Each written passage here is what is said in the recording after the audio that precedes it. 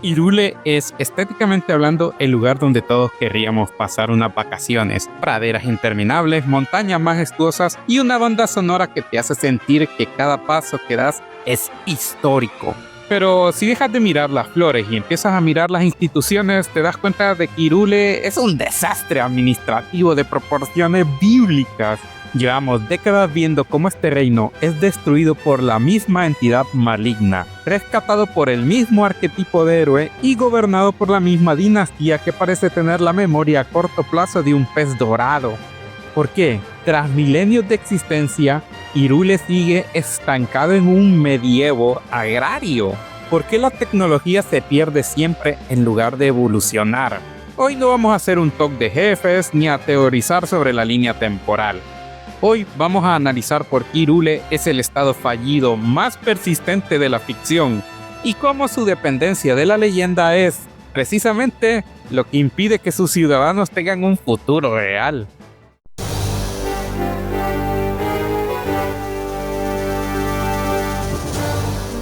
Hablemos de la familia real. En cualquier otro universo, una dinastía que pierde su castillo cada 2 o 3 generaciones sería depuesta por una revolución popular. Pero en Hyrule, los ciudadanos parecen aceptar que su seguridad nacional depende exclusivamente de los sueños premonitorios de una adolescente. Miremos el ejemplo de Breath of the Wild. El rey Rohan sabía que Ganon regresaría. Tenía la tecnología de los guardianes y las bestias divinas. ¿Cuál fue su plan? Confiar ciegamente en una profecía y en una tecnología que nadie entendía realmente. Hija mía, sé muy bien que estas reliquias son esenciales para el futuro de Hyrule. Es como si hoy en día un gobierno decidiera defenderse de un ciberataque usando una supercomputadora alienígena que encontró enterrada en el jardín y que nadie sabe cómo apagar. El resultado fue el colapso total. La sabiduría de la princesa Zelda es otro tema fascinante. Se nos vende como la poseedora de la trifuerza de la sabiduría, pero su rol suele ser el de una gestora de crisis de último minuto. En Ocarina of Time, tu plan de enviar a un niño de 10 años a recolectar piedras mágicas fue lo que, irónicamente, le dio a Ganondorf las llaves del reino sagrado. Es una sabiduría reactiva, no proactiva. Hyrule no tiene un sistema de inteligencia, no tiene un cuerpo diplomático robusto. Tiene una princesa que reza y espera que la genética divina haga el resto.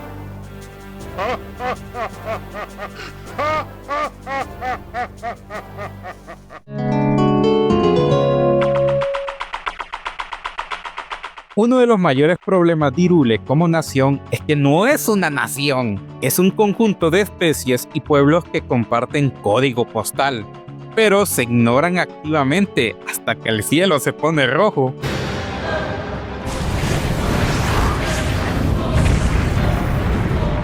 Analicemos a las distintas etnias. Los Goron viven en una autarquía total en las montañas de la muerte.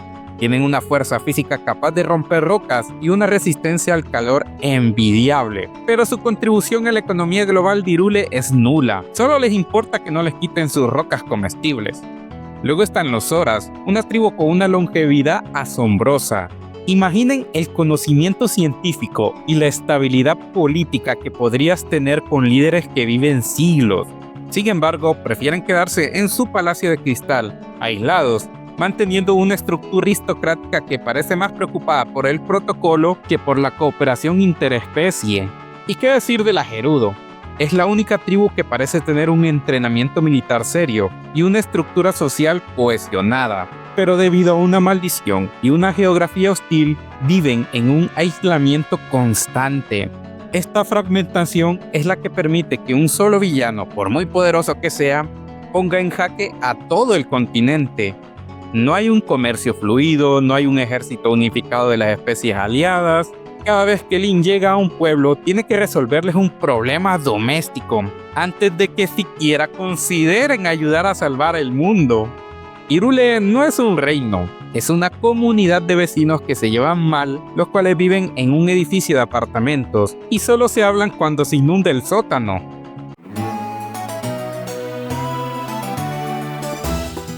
Este es el punto que más me fascina y a la vez más me desespera. Hyrule tiene una relación tóxica con la tecnología.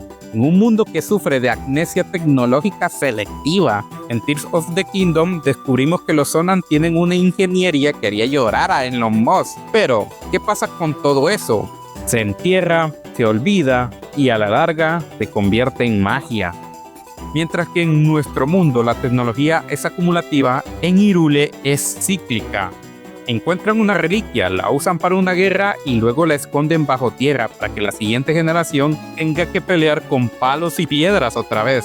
Esto no es solo una decisión de diseño de niveles, es un síntoma de una sociedad que tiene miedo al progreso. Prefieren vivir en un medievo cómodo, bajo el ala de la familia real, que democratizar el conocimiento de los antiguos. Si los ciudadanos de Hyrule hubieran estudiado la tecnología cheika en lugar de demonizarla y llevarlos al exterminio, quizás Link no tendría que estar cocinando manzanas en una fogata para sobrevivir. Pero claro, un pueblo con tecnología es un pueblo difícil de gobernar por una monarquía teocrática.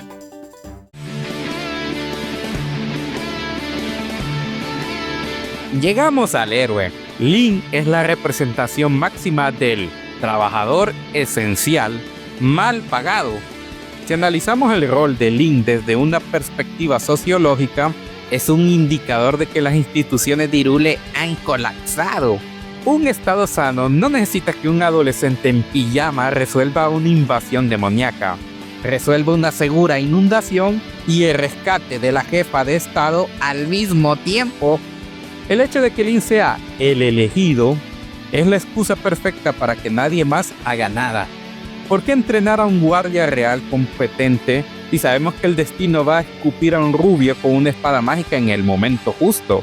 Esto crea una sociedad de espectadores. Los habitantes de Hyrule son expertos en quedarse en sus casas, esperando a que el contador de misiones del héroe llegue a su fin.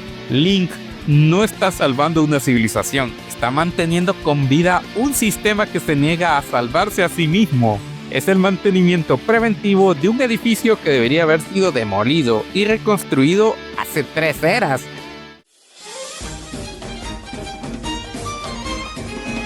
Entonces, ¿por qué nos atrae tanto Hyrule si es un desastre tan evidente?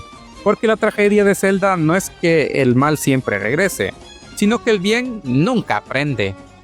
Hyrule es hermoso porque es frágil. Es un mundo atrapado en un ámbar narrativo donde el tiempo pasa, pero nada cambia.